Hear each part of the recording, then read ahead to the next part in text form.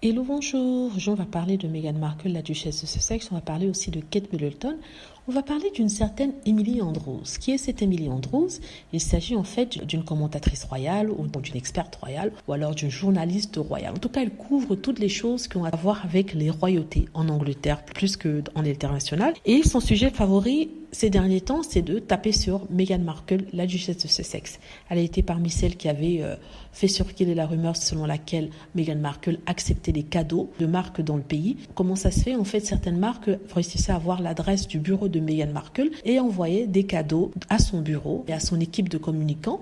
Et cette équipe-là se chargeait de lui faire savoir qu'elle avait des cadeaux. Donc, à l'époque, ça avait fait la une des journaux, mais en plus de ça, ça s'est retrouvé dans des biographies de certains anti-Meghan. N'est-ce pas? Il y en a au moins 2 qui ont mentionné ça. Ils ont fait croire que c'était contre le protocole que d'accepter des cadeaux. Ce qui est intéressant ici, c'est que ces mêmes personnes qui critiquaient Meghan Markle ont omis de mentionner que en 2018, Emily Andrews avait écrit un tweet sur Internet qui disait que Kate Middleton acceptait des cadeaux, n'est-ce pas? Et elle a dû enlever ce tweet parce qu'elle avait reçu une lettre des avocats de William qui la menaçait de porter plainte contre elle si elle n'enlevait pas ses messages sur Twitter. Voilà ce qu'elle dit. J'ai enlevé ces messages au sujet de Kate et son habitude d'accepter les cadeaux parce que l'avocat super riche, super cher de Harry et William, je ne sais pas pourquoi elle précise Harry ici, m'a menacé de porter plainte d'une action légale contre moi si je ne le faisais pas. Et à l'époque, j'étais en pause de maternité, en congé de maternité, donc franchement, j'avais d'autres chats à fouetter.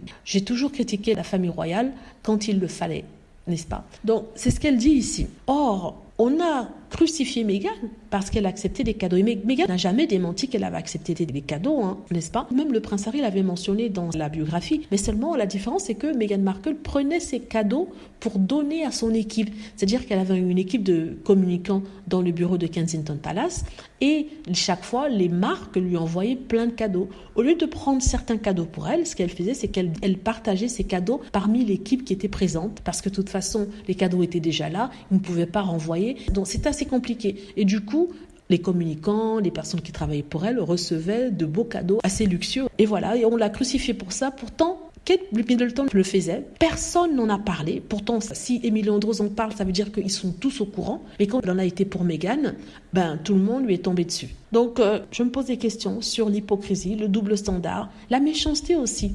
Vous voyez? Donc voilà, dites-moi ce que vous en pensez. J'espère que vous aimez la vidéo. N'hésitez pas à cliquer sur like si c'est le cas, à vous abonner pour plus de vidéos et à cliquer sur la petite cloche afin d'être averti lorsque je poste une nouvelle vidéo. Merci.